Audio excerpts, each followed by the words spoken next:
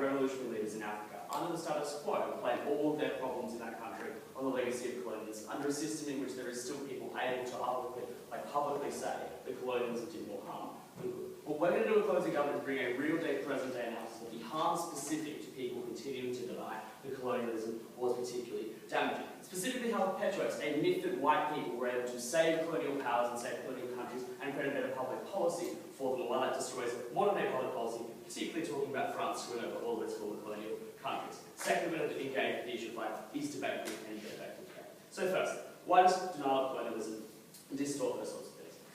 Denial of colonialism isn't just saying there was some infrastructure and that infrastructure was better, that had some benefits, and therefore there might be some more good to colonialism, that is murders and rape and destruction of religion and civic freedom that most of these countries experience. It's saying that those countries couldn't have engaged in that development and infrastructure itself, that it needed white people to step in and create that development that it couldn't have happened in any kind of future way in the past. Because that is the message of people who say colonialism was more beneficial than it denies the agency of African countries and India to develop that kind of economy for itself. We say that India probably would have been able to develop a nice economy had the British not taken away every single natural resource and extracted it to the rest of the world, ladies and gentlemen. The point here is not that infrastructure is a bad thing, because no one's going to say that having some infrastructure is bad. Is that the narrative that is set by this particular idea is that infrastructure could never and can never actually be achieved by these African countries by themselves. We also put in a factual addendum to that China was a pretty developed economy in and of itself, totally closed off until about 1600. I think Golda angrily pointed out in the POI that I wasn't paying much attention to,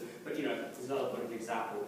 So what are the specific sorts of harms that we see here? This informs modern-day understandings of how the West perceives developing countries. These people have to be saved from themselves, and that Western solutions have to be imposed upon them, because they couldn't have gained the ability to develop and grow themselves. You had to have white powers bring infrastructure, the rule of law, cultural freedom to them, and not being able to develop and generate those capabilities themselves. That is a massive source of specific harms.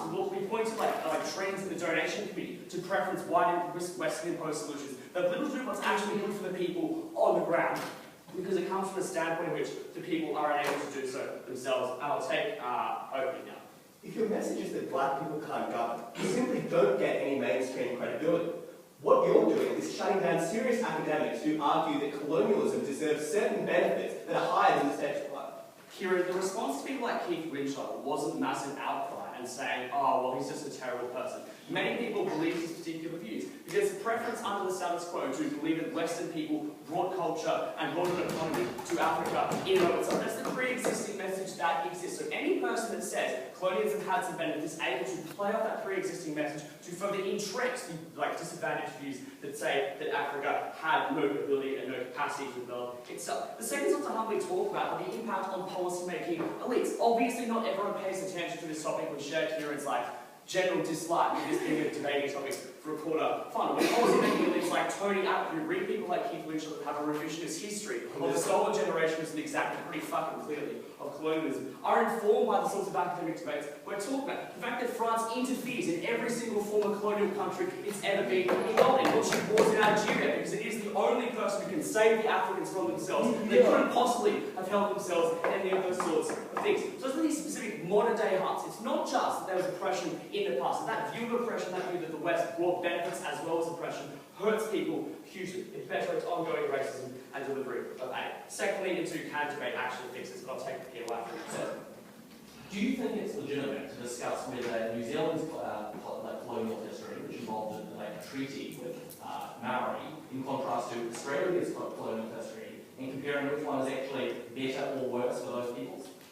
I think it's bad to say that the Australian Aborigines were better off for having their lands taken and stolen from them. It's perfectly fine to say the Maoris were less screwed than the Aborigines were because New Zealand is a generally better country than Australia was to treat the indigenous population that had occupied and overthrown. But the debate we're banning here is the debate that says that they were better off for the colonialism existing in the actual first place. That is the harm you have to engage with, not whether the Maoris are better off than the Aborigines.